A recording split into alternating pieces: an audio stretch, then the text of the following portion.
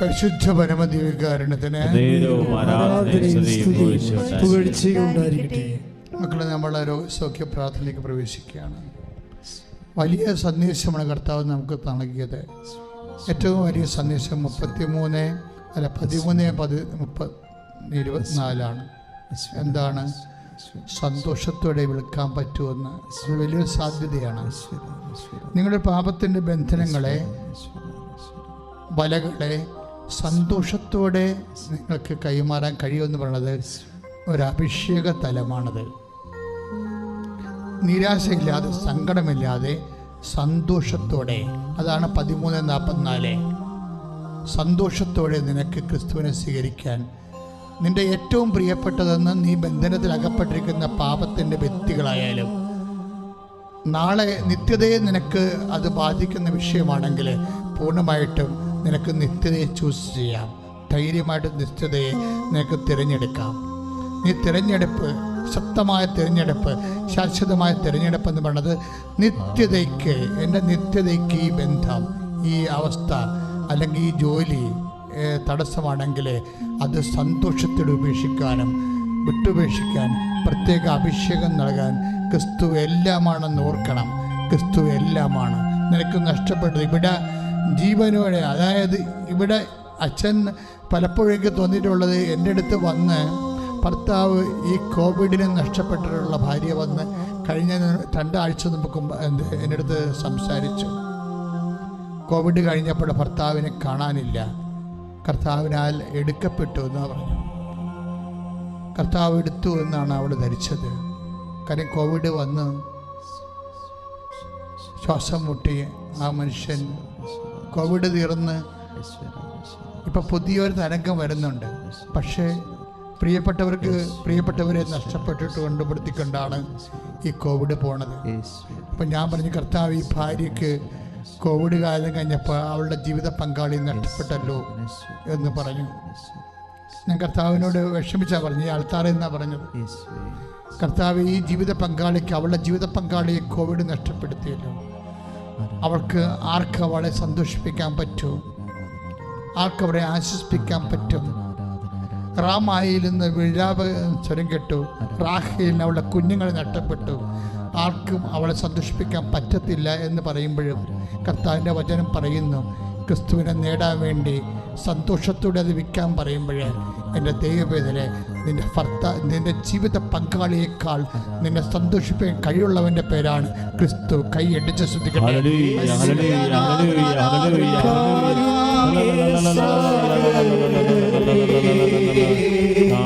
ഞങ്ങളെ സ്പർശിക്കുന്നത് വിശ്വാസത്തെ ശക്തിപ്പെടുത്തണമേ. ഞങ്ങളെ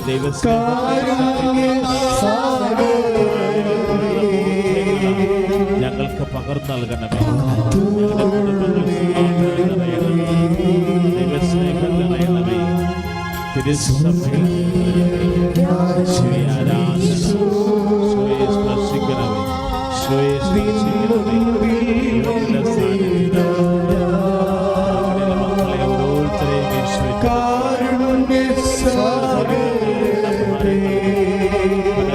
കഴിയുന്നവരെ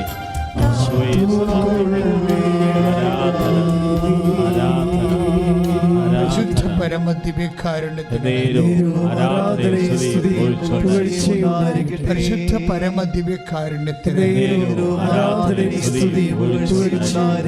പരിശുദ്ധ പരമദിവ്യകാരുണ്യത്തിന്. പ്രിയമുള്ളവരെ, ഈ ദിവസങ്ങളിൽ, ഈ സമയങ്ങളിലെല്ലാം നമ്മൾ അഭിഷേകത്തിന് വേണ്ടി പ്രാർത്ഥിച്ചുകൊണ്ടിരിക്കുക. എല്ലാം കർത്താവിൻ്റെ കൈവെള്ളയിലുണ്ടോ? നീ നടക്കേണ്ട വഴി നിൻ്റെ മുഖത്ത് നോക്കി ഞാൻ ഉപദേശിക്കാം. നീ ചെന്നെത്തേണ്ട നിൻ്റെ ഡെസ്റ്റിനേഷൻ ഞാൻ നിനക്ക് ചൂണ്ടിക്കാണിച്ചു തരും എന്ന് പറഞ്ഞാണ് ധ്യാനം തുടങ്ങണത്. ഈ ദിവസങ്ങളിലുള്ള എല്ലാ സാക്ഷ്യങ്ങളും പ്രധാനപ്പെട്ട സാക്ഷ്യങ്ങൾ, ഓരോ സാക്ഷ്യങ്ങൾ. ഇപ്പോൾ ഇതിന് ഡെയ്സി ജോൺ കൊമ്മാടി, അത് ഇതുപോലെ തന്നെയുള്ള സാക്ഷ്യമാണ്. അവരുടെ മകന് ജോലിയില്ല. അവർ ഉടമ്പടി ചെയ്ത് പുറത്തിറങ്ങിയപ്പോൾ അവളുടെ മകൻ റോഡിൽ ചെന്നപ്പോൾ ഒരു കൂട്ടുകാരനെ കണ്ട്. കഴിഞ്ഞ ആഴ്ച ഞാൻ പറഞ്ഞതാണ്. കൂട്ടുകാരനോട് പറഞ്ഞു, എടാ ജോലി വല്ലതും ഉണ്ടോ? അപ്പോൾ പറഞ്ഞു, നീ എൻ്റെ കൂടെ വാ. അപ്പോൾ ഉടനെ അവൻ്റെ കൂടെ വിസിറ്റ് എടുത്ത് പോയി. അപ്പോഴും അവിടെയും ജോലിയില്ല. ഒരാഴ്ച കഴിഞ്ഞപ്പോഴൊരു ഇവന് അറിയാൻ പാലാത്ത ഒരാൾ അവിടെ കാറ് വെക്കാൻ വന്നു. കാറിടാൻ വണ്ടി പാർക്ക് ചെയ്യാൻ വന്നു. അപ്പം അവനോട് ചോദിച്ചു, ജോലി വല്ലതും കിട്ടുമോ? അപ്പോൾ കിട്ടും, പക്ഷെ മാനേജർ പാകിസ്ഥാനിയാണ്, നീ നമ്മൾ ഇന്ത്യക്കാരുടെ എങ്ങനെ കാണിക്കുമെന്ന് അറിയത്തില്ലെന്ന് പറയും. എൻ്റെ ദൈവം കർത്താവ് നിനക്ക് തന്നാൽ ഏത് പാകിസ്ഥാനിക്കാരനും നിൻ്റെ സ്വന്തം അങ്കിളായിട്ട് മാറും. അത് നിങ്ങൾ ഓർക്കണം.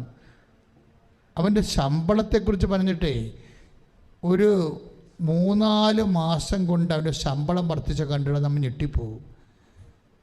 അവസാനം അവൻ തന്നെ ചെന്ന് പാകിസ്ഥാനിയോട് ചോദിച്ച്, ഇതെൻ്റെ ശമ്പളം തന്നെയാണ് സാറേ എന്ന്. അതെ, നിൻ്റെ ശമ്പളം തന്നെ. അതായത് നീ നടക്കേണ്ട വഴി. ഈ സാക്ഷ്യം എന്താ? ഒരു ബന്ധമില്ല. കണ്ടില്ലേ സാക്ഷ്യം? കണ്ടില്ലേ? ഉടമ്പടി എടുക്കുമ്പോൾ ഞാൻ നിന്നെ കൂട്ടിക്കൊണ്ടു പോകുന്ന ഈശോ പറഞ്ഞത്. ഞാൻ നിന്നെ കൂട്ടിക്കൊണ്ടു പോവുക, ചൂണ്ടിക്കാണിക്കുക. നിൻ്റെ മുമ്പിൽ അടഞ്ഞു കിടക്കുന്ന എല്ലാ വഴികളും നീ ക്രിസ്തുവിനെ സ്വീകരിക്കാൻ വേണ്ടി സത്യസന്ധമായ ഒരു തീരുമാനമെടുത്താൽ ക്രിസ്തു ആരാണെന്ന് നീ മനസ്സിലാകും. നീ മനസ്സിലാകാതിരിക്കേണ്ട കാര്യം, നീ പഴയ ബന്ധങ്ങളെല്ലാം സൂക്ഷിക്കുന്നു. കുറേ പാപവും കുറേ ക്രിസ്തുവും കുറേ പ്രാർത്ഥനയും അങ്ങനെ സ്വപ്പിട്ട് അഡ്ജസ്റ്റ്മെൻറ്റിന് നീ നിൽക്കുന്നത് കൊണ്ടാണ് നിനക്ക് ദൈവം ആരാണെന്ന് അറിയാൻ പറ്റാതെ വരണത്. ദൈവത്തെ നീ മുറുകെ പിടിച്ച് അവൻ പറയണത് പോലെ ചെയ്യാനല്ലേ ഈശോയുടെ വചനം നമുക്ക് പറഞ്ഞത്. അവൻ പറഞ്ഞതുപോലെ ചെയ്യാൻ. പക്ഷെ അവൻ പറഞ്ഞതുപോലെ ചെയ്യാനുള്ള പ്രലോഭനം എന്താ? ജനങ്ങൾ പറയണതാണ്. മനസ്സിലായില്ലേ? അവൻ പറയണ പോലെ ചെയ്യാൻ 2 യോഹന്നാൻ 2:5 അതാ ഉടമ്പടിക്ക് വിരുദ്ധമായി നിൽക്കണ ശക്തി എന്താണ്? ജനം പറയണ പോലെ ചെയ്യുക. ജനം പറയും. ചില സമയത്ത് നമ്മുടെ കൂടെയുള്ള കുടുംബത്തിലുള്ളവർ പറയും. ചിലപ്പോൾ ഞാൻ നിൻ്റെ മുമ്പ് പറഞ്ഞ പോലെ നിൻ്റെ ലവറായിട്ടുള്ളവർ പറയും. അവൻ പറയണത് പോലെ കേൾക്കും. നീ കുർബാനയ്ക്ക് പോകണ്ടെന്ന് പറഞ്ഞാൽ കുർബാനയ്ക്ക് പോകണില്ല. ഇപ്പം പ്രാർത്ഥിക്കേണ്ടെന്ന് പറഞ്ഞാൽ പ്രാർത്ഥിക്കത്തില്ല. അപ്പം നീ ആര് പറയണാണ് കേൾക്കണത്? സാവൂളിനെ എങ്ങനെയാണ് രാജ്യസ്ഥാനം പോയത്? നിനക്ക് എങ്ങനെ ക്രിസ്തീയ പൗരത്വം നഷ്ടപ്പെടാൻ പോണത്? ഇതും 2 സെയിമാണ്. സാവൂളിനെ എങ്ങനെയാണ് അവൻ്റെ രാജ്യസ്ഥാനം പോയത്? നിനക്കെങ്ങനെയാണ് നിന്റെ ക്രിസ്തീയ പൗരത്വം നഷ്ടപ്പെടാൻ പോണത്? 2 ഒരേ ഫോർമുലയാണ്. എന്താണ്? സാവൂൾ അമേലേക്യരുമായിട്ട് യുദ്ധം ഉണ്ടായി കഴിഞ്ഞപ്പോഴേ കർത്താവ് ഇന്ന കാര്യങ്ങൾ പറഞ്ഞിരുന്നു. സ്വവർഗ ഭോഗികളും അതുപോലെ തന്നെയുള്ള വൃത്തികെട്ട ഉള്ള ജനതകളെ കർത്താവിൻ്റെ വിശുദ്ധ സ്ഥലത്ത് നിന്ന് കർത്താവ് ഓടിച്ച് കളയുകയാണ്. പാപം ചെയ്തവൻ തെറ്റ് ചെയ്യുന്ന ശിക്ഷ മേടിക്കും. അക്കാര്യത്തിൽ മുഖം നോട്ടമില്ലാതെ ഇസ്രായേലിനെ കൊണ്ട് യുദ്ധം ചെയ്യിച്ച് എല്ലാത്തിനും അവിടെ നിന്ന് മാറ്റിക്കൊണ്ടിരിക്കുന്ന സമയമാണ്. വിശുദ്ധ നാട് നിലവിളിക്കുന്നത്. അപ്പോൾ ഇതുപോലെ മൃഗഭോജികളും അത് പലതരത്തിലുള്ള മ്ലേച്ഛതകൾ വർണ്ണിക്കേണ്ട കാര്യമില്ല. അപ്പോൾ ദൈവത്തിൻ്റെ മൃഗങ്ങളെക്കാൾ മോശമായ രീതികളിലുള്ള ആൾക്കാരെ നശിപ്പിച്ച് കളയാൻ പറയും. എന്നുവെച്ചാൽ കർത്താവിൻ്റെ കൽപ്പനകൾക്കനുസരിച്ച് വിശുദ്ധമായ ജനത്തെ നിലനിർത്തിക്കൊണ്ടുവരാൻ വേണ്ടി ആ സ്ഥലം കൊടുക്കുകയാണ്. എബ്രാഹത്തിന് ചൂണ്ടിക്കാണിച്ചു കൊടുത്ത സ്ഥലമാണ്. അപ്പോഴേ ആ സ്ഥലത്ത് കയ്യേറിയിരിക്കുകയാണ്. അപ്പോൾ കയ്യേറ്റക്കാരെയൊക്കെ ഒഴിപ്പിക്കണമെന്നാണ് നമുക്ക് കാണുന്നത്. നമുക്കറിയാവില്ല, ആകാശവും ഭൂമിയും കർത്താവിൻ്റെതാണ് എന്ന് പറയുമ്പോൾ ഭൂമിയുടെ വശങ്ങളിലെ വിശുദ്ധിയോടെ ജീവിക്കണമെന്ന് ദൈവം ആഗ്രഹിക്കുന്നു അവിടെ. അപ്പം അതുകൊണ്ട് അതിനെ പറ്റിയൊരു ജനതയെ തിരഞ്ഞെടുക്കുന്നതിൻ്റെ ഭാഗമായിട്ടാണ് ഇതുപോലെ ഉണ്ടാകുന്ന ചില നീക്കുപോക്കുകൾ ഉണ്ടാകുന്നത്. അപ്പം അങ്ങനെ ഉണ്ടാകുമ്പോൾ സാവൂളിനോട് പറയും, ഒരു സാധനം നീ കൊണ്ടുവരരുതെന്ന് പറയും. ആ പാപത്തിൻ്റെ ആ ഒരു പട്ടണത്തിൽ നിന്ന് ഒരു സാധനം നീ എടുത്തുകൊണ്ട് പോരരുതെന്ന് കർത്താവ് പറയും. പക്ഷെ ഒരു പ്രശ്നം ഉണ്ടാകും. അഭിമലേഖ്യരെ തീർച്ചയായിട്ടും സാവൂൾ രാജാവ് തോൽപ്പിക്കും. അപ്പോൾ എന്ത് പറ്റും? ജനങ്ങൾ പറയും നമുക്ക് നല്ല ആടുകൾ നോക്കി കൊണ്ടുപോരാമെന്ന് പറയും. അങ്ങനെ നല്ല ആടുകൾ നോക്കി കൊണ്ടുപോരും. അപ്പോൾ സാമുവേൽ പ്രവാചകൻ വരുമ്പോൾ ചോദിക്കും, അങ്ങ് പറഞ്ഞതുപോലെ തന്നെ, കർത്താവ് പറഞ്ഞതുപോലെ തന്നെ ഞാൻ ചെയ്തിട്ടുണ്ടെന്ന് പറയും. ആരോട് പറയും? സാവൂൾ സാമുവേൽ പ്രവാചകനോട് പറയും, ശത്രുക്കൾ നിഘനിച്ചു. അപ്പോൾ സാമുവേൽ 1 സാമുവേൽ 15:12 1 സാമുവേൽ 15:12 സാമുവേൽ സാവൂളിനോടൊരു ചോദ്യം ചോദിക്കുക. അപ്പോഴേ സാവൂൾ എന്താ പറയണത്? കർത്താവ് പറഞ്ഞതുപോലെ ഞാൻ ചെയ്തിട്ടുണ്ട്, ഞാൻ ഉടമ്പടി പാലിച്ചിട്ടുണ്ട്, അവൻ പറഞ്ഞതുപോലെ ചെയ്തിട്ടുണ്ടെന്നാണ് സാവൂൾ രാജാവ് പറയണത്. അപ്പോൾ സാമുവേൽ ഒരു ചോദ്യം ചോദിക്കും. 1 സാമുവേലിൻ്റെ 15:12 എന്താണ്? ഇപ്പോൾ കാണുന്ന കേൾക്കുന്ന ആടിൻ്റെ കരച്ചിൽ എന്താണ് സൂചിപ്പിക്കുന്നത്? എന്തർത്ഥമാക്കുന്നു? മനസ്സിലായില്ലേ? കർത്താവ് പറഞ്ഞ പോലെ ചെയ്തിട്ടുണ്ട്, ഞാൻ ഉടമ്പടി എടുത്തിട്ടുണ്ട്, ഉടമ്പടി പോലെയാണ് ജീവിക്കണമെന്ന് പറയുമ്പോൾ ഒരു ചോദ്യം തിരിച്ചു വരും. എന്ത് ചോദ്യമാണ് വരണത്? ഇപ്പോൾ കേൾക്കുന്ന ഒരു ആടിൻ്റെ കരച്ചിലില്ലേ, അത് ആളുടെ സ്വരമാണ്.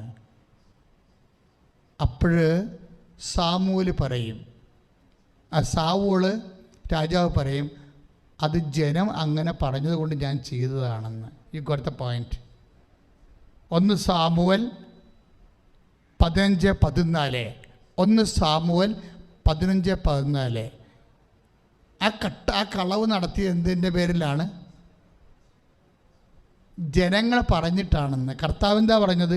പാപത്തിൻ്റെ നാട്ടിൽ നിന്ന് ഒന്നും എടുത്തുകൊണ്ട് പോരുമെന്നാണ് കർത്താവ് പറഞ്ഞത്. അതാണ് ഉടമ്പടി. അതാണ് അവൻ പറഞ്ഞത്, അവൻ പറഞ്ഞ പോലെ ചെയ്യണത്. പക്ഷേ സാവൂൾ രാജാവ് എന്താ ചെയ്തിരിക്കണത്? ആടിനെ എടുത്തുകൊണ്ട് പോകുന്നു, കുറേ ആടിനെ എടുത്തുകൊണ്ട് പോകുന്നു. ദൈവത്തിൻ്റെ പേരിലാണ്, ദൈവത്തെ ബലിയർപ്പിക്കാമെന്ന് പറഞ്ഞ് മേടിച്ചുകൊണ്ട് പോരുക. പക്ഷെ അത് കർത്താവ് പറഞ്ഞതല്ല. ദൈവത്തിന് ബലിയർപ്പിക്കാൻ വേണ്ടി ജനങ്ങൾ പറഞ്ഞിട്ട് കൊണ്ടുപോകുന്നതാണെന്നാണ് പറയണത്. ജനങ്ങൾ പറഞ്ഞു. പലപ്പോഴും അവൻ പറയണത് പോലെ ചെയ്യാതിരിക്കാൻ നമുക്കുണ്ടാകാവുന്ന പ്രലോഭനം ജനങ്ങൾ പറയണ പോലെ ചെയ്യണതാണ്. അതാണ് പ്രശ്നം വരുന്നത്. അതാണ് ഞാൻ പറഞ്ഞത്. കർത്താവ് എന്താ പറഞ്ഞത്? നിൻ്റെ ജീവിത പങ്കാളി അല്ല, നിൻ്റെ രഹസ്യബന്ധങ്ങളുള്ള വ്യക്തി എന്താണ് പറഞ്ഞത്, അല്ല റൂംമേറ്റ് എന്താ പറഞ്ഞത്, നീ ആര് പറഞ്ഞാൽ എടുക്കണത് ഫലത്തിൽ. കാര്യം ദൈവത്തെ നിനക്ക് കാണാൻ പാടില്ല, പക്ഷെ കാണാവുന്ന വ്യക്തികൾ പറയണത് നീ കൈകാര്യം ചെയ്യും. അപ്പം തന്നെ ഉടമ്പടി ബ്രേക്കാകും. പക്ഷേ എന്താ സംഭവിച്ചിരിക്കണത്? കർത്താവ് പറഞ്ഞതിന് പകരം ബലിയല്ല, കരുണയാണ് ഞാൻ ആഗ്രഹിക്കുന്നത്. കർത്താവിൻ്റെ വചനം ആണ് പാലിക്കാൻ നമ്മൾ ബാധ്യസ്ഥരായിട്ടുള്ളത്. കർത്താവിൻ്റെ വചനം പാലിക്കാതെ ജനങ്ങൾ പറഞ്ഞത് കൊണ്ട്, ജനങ്ങൾ ആരുമാകാം,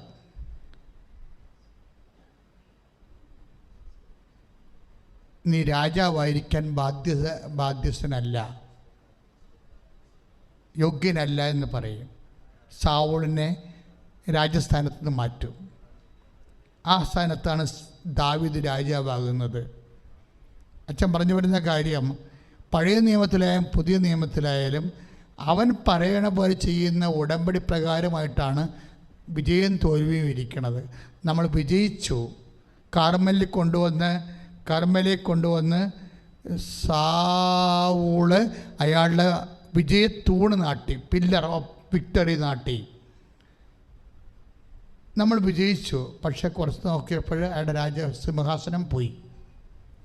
പലപ്പോഴും ജനം പറയുമ്പോൾ വിജയിച്ചതായിട്ട് നമുക്ക് തോന്നും. പക്ഷെ കർത്താവിൻ്റെ വചനം പാലിച്ചില്ലെങ്കിൽ നീ നേടിയതെല്ലാം ആരുടേതാകും എന്നുള്ള ചോദ്യത്തിന് മറുപടി പറയേണ്ടി വരും. നീ നേടിയതെല്ലാം ആരുടേതാകും? കർത്താവ് ചോദിച്ചൊരു ചോദ്യമാണ്. അതാരുമാകാം, എക്സോർവൈ മനുഷ്യരാകാം, സമ്പത്താകാം. കർത്താവ് പറഞ്ഞതല്ലാതെ മറ്റുള്ള വ്യക്തികളുടെ പറഞ്ഞത് കേട്ടിട്ട് ചിലപ്പോൾ പാർട്ടിയാകാം, ചിലപ്പോൾ വീട്ടുകാരാകാം. ഇതിനാണ് നമുക്ക് കർത്താവ് പറഞ്ഞത്, ഞങ്ങളെ പ്രലോഭനത്തിൽ ഉൾപ്പെടുത്തരുതെന്ന പ്രാർത്ഥനയില്ലേ? ഞങ്ങളെ പ്രലോഭനത്തിൽ ഉൾപ്പെടുത്തുക. എന്താ കാര്യം? ഇങ്ങനെയുള്ള സിറ്റുവേഷൻ ഞങ്ങളെ കൊണ്ട് ആക്കല്ലേ എന്നാണ് പ്രാർത്ഥിക്കുന്നത്. ആക്കിയാൽ വീണു പോകും ചിലപ്പോൾ. കർത്താവ് എന്തൊരു ഇൻ്റലിജൻ്റ് പ്രെയറാണെന്നറിയാമോ അത്? ഇങ്ങനെയുള്ളൊരു സിറ്റുവേഷനിൽ, പാപം ചെയ്യാതെ മുന്നോട്ട് പോകാൻ പറ്റാത്തൊരു സിറ്റുവേഷനിൽ ഞങ്ങളെ കൊണ്ട് ആക്കല്ലേ എന്നാണ് പ്രാർത്ഥിച്ചത്. ഞങ്ങളെ പ്രലോഭനത്തിൽ ഉൾപ്പെടുത്തരുത്. പിന്നെ എന്താണ്? തിന്മയെ ഞങ്ങളെ രക്ഷിക്കണമേ. അതിമനോഹരം ആ പ്രാർത്ഥന തന്നെയാണ്. പാപത്തിൽ നിന്ന് മോചിപ്പിക്കപ്പെടാനും പാപ സാഹചര്യങ്ങളിൽ നിന്ന് രക്ഷപ്പെടാനുള്ള ഏറ്റവും വലിയ വാക്കതാണ് അത്. അങ്ങനെയുള്ള സാഹചര്യം നിങ്ങൾ ഈ വാക്ക് ചെല്ലണം. നിങ്ങൾ എന്താണ്? ഞങ്ങളെ പ്രലോഭനത്തിൽ ഉൾപ്പെടുത്തരുത്. പറഞ്ഞേ, ഞങ്ങളെ പ്രലോഭനത്തിൽ തിന്മയിൽ നിന്ന് ഞങ്ങളെ രക്ഷിക്കണമേ. ഇത്രയും മതി. ഇതൊരു സുഹൃത്ത് ജപമായിട്ട് ചെല്ലണം. സ്വർഗസ്ഥനായ പിതാവ് മൊത്തമല്ല, ഇങ്ങനെയൊരു സാഹചര്യത്തിൽ രക്ഷപ്പെടാൻ വേണ്ടി നമുക്ക് ചെയ്യേണ്ട ഒരു പ്രാർത്ഥനയുടെ ഒരു സുഹൃത്ത് ജപമാണത്. എന്താണ്? ഞങ്ങളെ പ്രലോഭനത്തിൽ ഉൾപ്പെടുത്തരുത്. പറഞ്ഞേ, ഞങ്ങളെ പ്രലോഭനത്തിൽ ഉൾപ്പെടുത്തരുതേ. തിന്മയിൽ നിന്ന് ഞങ്ങളെ രക്ഷിക്കണമേ. വീഡിയ ഈ സാഹചര്യത്തിൽ ചെന്ന് വീഴാതിരിക്കാനാണ് കർത്താവ് നോക്കിയത്. സാവൂൾ ആ സാഹചര്യത്തിൽ ചെന്ന് വീണ് ജനങ്ങൾ പറഞ്ഞത് കേട്ടു. സാമൂലിലൂടെ വന്ന ദൈവവചനം മറന്നുപോയി, പ്രലോഭനത്തിൽ വീണു, അയാൾ തോറ്റു. കാർമലിൽ അയാൾ വിജയസ്തംഭം നാട്ടിൽ ഗിൽഗാലിൽ ചെന്നപ്പോൾ ഗിൽഗാലിൽ സാമൂലിൽ നിൽക്കണം. നീ കർത്താവിൻ്റെ വചനം പാലിച്ചില്ല, അതുകൊണ്ട് കർത്താവിൻ്റെ ജനതയെ ഭരിക്കാൻ നിനക്ക് അനുവാദം ഇല്ലെന്ന് പറഞ്ഞു. അവനെ പറഞ്ഞു വിട്ടു. അതാണ് എപ്പോഴായാലും നമ്മൾ കർത്താവിൻ്റെ വചനത്തിൻ്റെ മുമ്പിൽ നിൽക്കേണ്ടി വരും. നിൻ്റെ ലവർ ഇപ്പോൾ എന്താ പറഞ്ഞാലും ശരി, അപ്പോൾ നിനക്ക് ജോലി വാങ്ങിച്ചു തന്ന ആൾക്കാരുണ്ടാകും, നിനക്ക് പ്രമോഷൻ സഹായിച്ചു തന്ന ആൾക്കാരുണ്ടാകും. അങ്ങനെ പല ആൾക്കാർ പ്രലോഭനം അങ്ങനെ പലതരത്തിലല്ല. നിനക്ക് ജോലി വാങ്ങിച്ചു തന്ന ആൾക്കാരുണ്ടാവും, നിനക്ക് വീട് വെച്ച് തന്ന ആൾക്കാരുണ്ടാവും, സ്ഥലം വാങ്ങിച്ചു തന്ന ആൾക്കാരുണ്ടാവും, മക്കളെ പഠിപ്പിച്ച ആൾക്കാരുണ്ടാവും, നിങ്ങൾക്ക് അവിടെ ചെല്ലുമ്പോൾ വീട് സ്ഥലം ഒരുക്കിയ ആൾക്കാരുണ്ടാവും. ഇപ്പം എല്ലാവരും കയറി പോകണ്ട. എല്ലാവരും ഇംഗ്ലണ്ടിലേക്കും UK-യിലും അതുപോലെ തന്നെ കാനഡയിലും കയറിച്ചില്ലേ. അവിടെ ചെല്ലുമ്പോൾ ആദ്യത്തെ കാലങ്ങളിലൊക്കെ നമുക്ക് ഒത്തിരിയേറെ ആൾക്കാരുടെ സഹായം ആവശ്യമുണ്ട്. ചിലപ്പോൾ അവിടെ കൂടെ താമസിക്കേണ്ടി വരും. പക്ഷെ അവർ പറയുന്ന രീതിയിൽ നമ്മൾ അവസാനം ദൈവത്തിനെ മറന്ന് ജീവിച്ചാൽ നീ നേടിയതെല്ലാം സാവൂളിനെ പോലെ വരും. നീ വിജയസ്തംഭം നാട്ടും, കാശ് കിട്ടും, ഡോളർ കിട്ടും, പക്ഷേ എന്നോടുകൂടെ സ്വീകരിക്കാത്തവൻ ചിതറിച്ച് കളയുന്നു. അതാ കർത്താവ് പറഞ്ഞു. അതുകൊണ്ടാണ് പറഞ്ഞത്. കർത്താവ് എന്താ പറഞ്ഞത്? നീ ശേഖരിക്കത്തില്ലെന്ന് കർത്താവ് പറഞ്ഞില്ല. കർത്താവിനെ വിറ്റ് നീ ശേഖരിക്കും.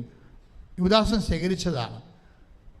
പക്ഷേ കർത്താവ് എന്താ പറഞ്ഞത്? എന്നോടുകൂടെ ശേഖരിക്കാത്തവൻ ചിതറിച്ച് കളയുന്നു. അതുകൊണ്ട് ഒരു CA-ക്കാരൻ്റെ കള്ളക്കണക്കാണെങ്കിൽ പോലും ആ സാഹചര്യം ഒഴിവാക്കാൻ വേണ്ടി ശ്രദ്ധിക്കണം. നീ പ്രാർത്ഥിക്കുകയും ചെയ്യണം.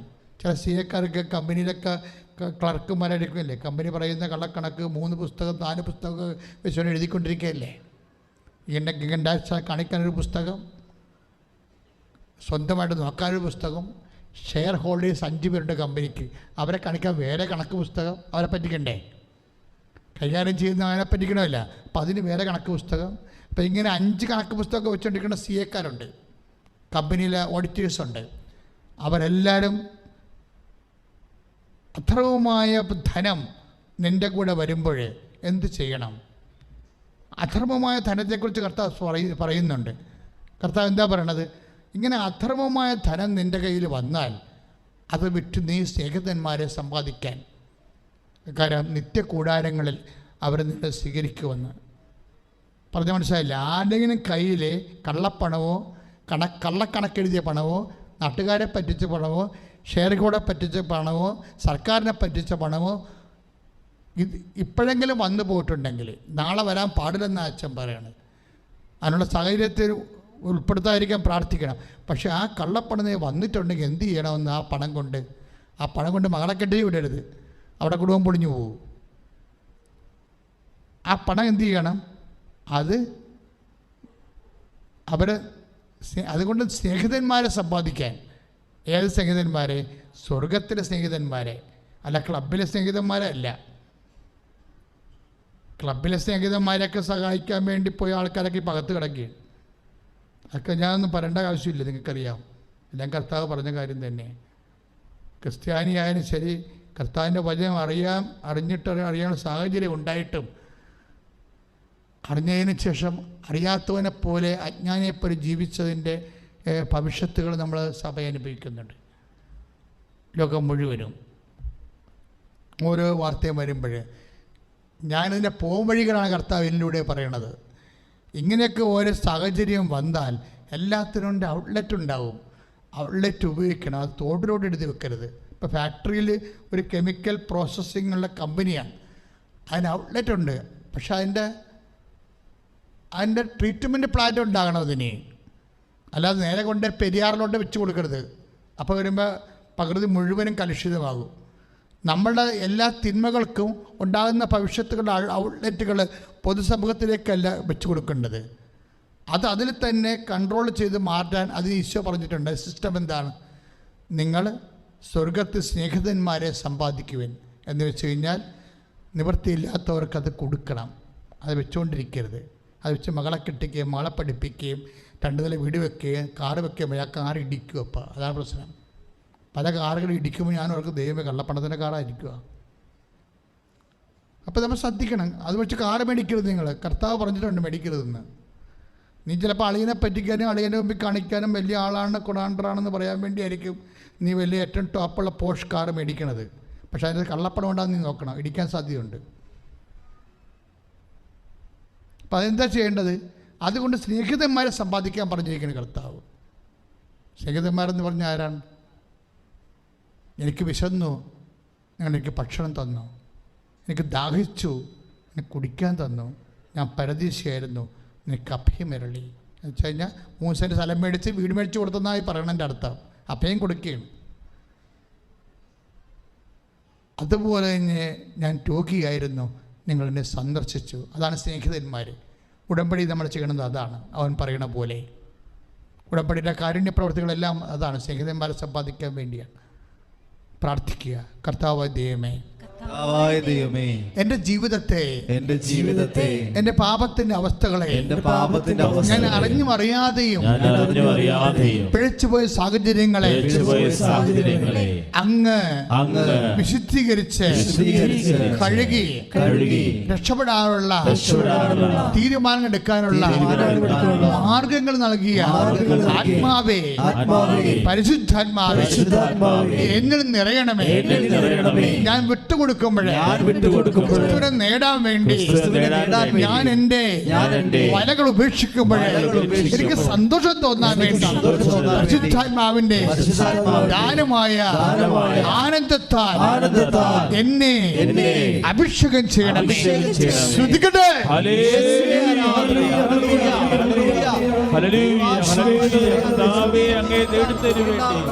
ഈശോയെ, അങ്ങേ കൂടെ ആയിരിക്കുന്നതിന് വേണ്ടി സമസ്തവും കുപ്പയായി കരുതാൻ ആത്മാവിൽ അഭിഷേകം പ്രാപിക്കാൻ കർത്താവേ കൃപ വർഷിക്കണമേ എന്ന് പ്രാർത്ഥിക്കുന്നു.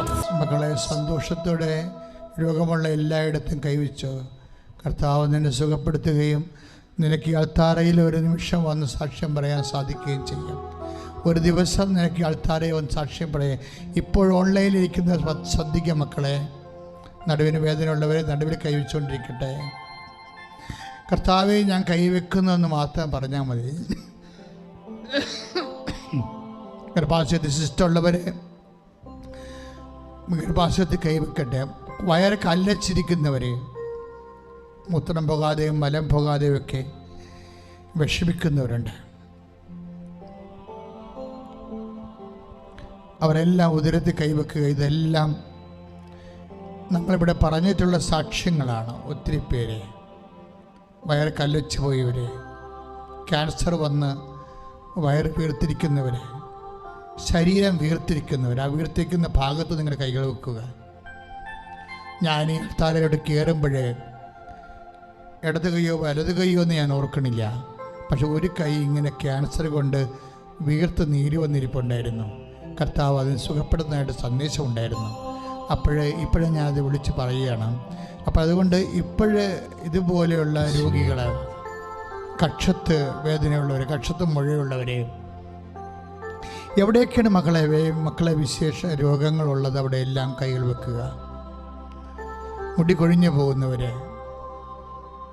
നല്ലവണ്ണം സമർത്ഥമായ മുടിയുള്ളവർക്ക് ചിലപ്പോൾ ഇത് കേൾക്കുമ്പോൾ ഒരു സംശയം, സന്തോഷം, ചിരി വരുമായിരിക്കും. പക്ഷെ മുടി കൊഴിഞ്ഞു പോയാൽ നിങ്ങൾക്കറിയണം അതിൻ്റെ ബുദ്ധിമുട്ട് എന്താണെന്ന്. മുടി കൊഴിഞ്ഞു പോകുന്നവരെ കർത്താവ് പറഞ്ഞത് ആ മുടിയെക്കുറിച്ച് പോലും പറഞ്ഞിട്ടുണ്ട്. അതൊന്ന് കൊഴിഞ്ഞു പോയാൽ നിൻ്റെ കർത്താവ് അറിയുമെന്ന്. കർത്താവ് അറിഞ്ഞ് കൊഴിഞ്ഞു പോയതെല്ലാം കർത്താവ് അറിഞ്ഞു തന്നെ തിരിച്ചു വരും. നീ തലയിൽ കൈവെക്കുക യേശുവിൻ്റെ നാമത്തിൽ. സ്പോണ്ടിലോസിസിൻ്റെ അസുഖമുള്ളൊരു പിൻകഴുത്തിൽ കൈവെക്കുക. സ്പോണ്ടിലോസിസിൻ്റെ അസുഖമുള്ളൊരു പിൻകഴുത്തിൽ കൈവെക്കുക. നെഞ്ചുവേദനയുള്ളവർ, ശ്വാസം മുട്ടലുള്ളവർ, കരളിന് അസുഖമുള്ളവർ കരളിൻ്റെ അവിടെ, ഹൃദയത്തിന് താഴെ, ഇടതുവശത്ത് താഴെ കൈവെക്കുക. ഹൃദയത്തിൻ്റെ അസുഖമുള്ളവർ അത് ഹൃദയത്തിൽ കൈവെക്കുക. ഗർഭസ്ഥ ശിശുവിനെ ഏതെങ്കിലും തരത്തിലുള്ള തകരാറ് ഉണ്ടെന്ന് ഡയഗ്നോസ് ചെയ്തിരിക്കുന്നവരെ അടിവയറ്റിൽ കൈവെക്കേണ്ടതാണ്. ഇപ്പോഴേ മക്കളില്ലാത്തവരും അടിവയറ്റിൽ കൈവെക്കുക. മക്കളില്ലാത്ത അടിവയറ്റിൽ കൈവെക്കുക. കർത്താവിന് കണ്ണിന് കാഴ്ചക്കുറവുള്ളവർ കണ്ണിന് കൈവെക്കുക. ചെവിക്ക് കേൾവിക്കുള്ള ചെവി കൈവെക്കുക. പസ് പുറത്തു വരുന്നവരെ, ശരീരത്തിൻ്റെ പസ് പുറത്തു വരുന്നവരെ, അതുപോലെ തന്നെ ഉദരരോഗത്തിനോട് ബന്ധപ്പെട്ടിട്ടുണ്ട്. മൂത്രാശയത്തിൽ നിന്നും അതുപോലെ തന്നെ മലാശയത്തിൽ നിന്നുമൊക്കെ ഡിസ്ചാർജ് വരുന്നവർ അടിവയറ്റ് കൈവെക്കേണ്ടതാണ്. കർത്താവ് നിന്നെ ഇപ്പം സുഖപ്പെടുത്തും. നിന്നെ കർത്താവ്, നീ ഒരു രോഗിയായ വേദനിച്ച് നടക്കാൻ നിൻ്റെ ദൈവം ആഗ്രഹിക്കുന്നില്ല. കിഡ്നി കൈയുള്ളവർ നടുവിൽ കൈവെക്കുക. കിഡ്നിക്ക് വേദനയുള്ളവരെ അതുകൊണ്ട് പണിക്ക് പോകാൻ പറ്റാത്തവർ, ഉറക്കമില്ലാത്തവർ, കർത്താവ് ഷുഗർ രോഗികൾ, അതുപോലെ തന്നെ പ്രഷർ രോഗികൾ ഒക്കെ അവരെ നെറ്റിയിൽ അതുപോലെ തന്നെ നെഞ്ചിലുമൊക്കെ കൈവച്ചുകൊണ്ട് പ്രാർത്ഥിക്കട്ടെ. പ്രഷർ രോഗികൾ, ബ്രസ്റ്റിന് അസുഖമുള്ളവർ ബ്രസ്റ്റിൽ കൈവെക്കട്ടെ. പല തൊണ്ടയ്ക്ക് അസുഖമുള്ളവർ, തൈറോയ്ഡ് രോഗികൾ, ടോൺസൈറ്റ് രോഗികളെ തൊണ്ടയിൽ കൈവച്ച് പ്രാർത്ഥിക്കട്ടെ. വായ്ക്ക് നാറ്റമുള്ളവർ, മൂക്കിനൊക്കെ അസുഖമുള്ളവർ, മൂക്കിന് ദശ വളരുന്നവരൊക്കെ മൂക്കിൽ കൈവച്ചുകൊണ്ട് പ്രാർത്ഥിക്കട്ടെ. കർത്താവെ, അനേകം രോഗികൾ, എനിക്ക് പേരറിയാൻ പറ്റാത്ത ഒരേ രോഗികളുണ്ട് കർത്താവെ. അവരെല്ലാം വിചാരിക്കും അച്ഛൻ ഞങ്ങളുടെ പേര് പറയേണ്ടത്. സത്യം പറഞ്ഞാൽ എനിക്ക് പേരറിയാൻ പാടില്ലാഞ്ഞിട്ടാണ്. കുറേ രോഗികളെ കർത്താവ് കാണിക്കുന്നുണ്ട്. ശരീരം മുഴുവനും തിണർത്ത് വരുന്നവരെ, കറുത്ത പൊട്ടുള്ളവരെ, കറുത്ത കുരുക്കൾ വരുന്നവരെ ഒക്കെ ഈശോ കാണും. വിസർപ്പ രോഗികളെല്ലാം കർത്താവിൻ്റെ കൈകളിലേക്ക് ഏൽപ്പിച്ച് പ്രാർത്ഥിക്കുന്നു. മക്കൾ സ്തുതിക്കട്ടെ, നന്നായി സ്തുതിക്കട്ടെ, കൈ വെച്ചുകൊണ്ട് സ്തുതിക്കട്ടെ, കൈ വെച്ചുകൊണ്ട് തന്നെ സ്തുതിക്കട്ടെ. കർത്താവേ, നിന്റെ വിശുദ്ധ പൗരോഹിത്യത്തെ നീ മഹത്വപ്പെടുത്തണമേ. മാരകരോഗങ്ങള്, തീരാവ്യാധികള്, യേശുവിന്റെ നാമത്തില് മാരകരോഗങ്ങള്, തീരാവ്യാധികള് യേശുവിന്റെ നാമത്തില് പാപത്തിന് പരിഹാരം ചെയ്ത് മരിച്ചു വരുന്ന യേശുവിന്റെ നാമത്തില് പൂർണ്ണമായി സൗഖ്യപ്പെടട്ടെ. മാരകരോഗികള്, തീരാവ്യാധികള് യേശുവിന്റെ നാമത്തില് പൂർണ്ണമായി സൗഖ്യപ്പെടട്ടെ.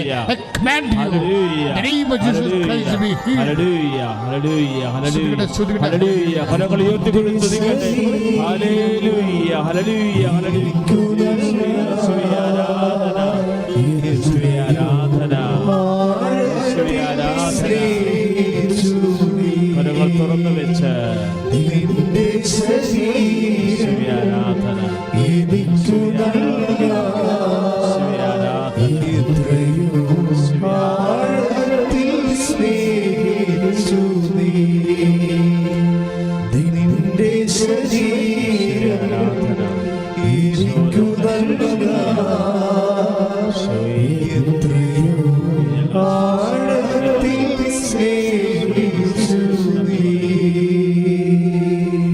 മുട്ടനിക്കുക സമാപന ആശീർവാദമാണ്.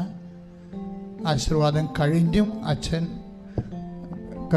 സെക്യൂന ടി വിയിലുള്ള ശുശ്രൂഷകളെ ഇപ്പോഴ് സമാപിക്കുകയാണ്. 1:30 വരെയാണ് നമുക്ക് തന്നിരിക്കുന്ന സമയം. അതിപ്പോൾ സമാപിക്കും. അതുകൊണ്ട് ആ ടി വി പ്രേക്ഷകർക്കെല്ലാം ഇപ്പോഴും ആശീർവാദം നൽകിക്കൊണ്ട് വീണ്ടും അച്ഛൻ ഇവിടെ നിങ്ങൾക്ക് വേണ്ടി ജോലിയില്ലാത്തവരും സാമ്പത്തിക കടമുള്ളവരെ കർത്താവ് കാണിച്ചു തന്നിട്ടുണ്ട്. അവർ ഈ ആഴ്ചയിൽ കർത്താവ് സന്ധിക്കുന്നവരുണ്ട്. അതുകൊണ്ട് ആ വിഷയം വീണ്ടും നമ്മൾ 10 മിനിറ്റ് കൂടി അച്ഛന് ധ്യാനം തുടരുന്നതായിരിക്കും. അതുകൊണ്ട് ലൈവ് ആരും ഓഫ് ചെയ്യരുത്. ശ്രുതികട്ടെ ഹല്ലേലൂയ.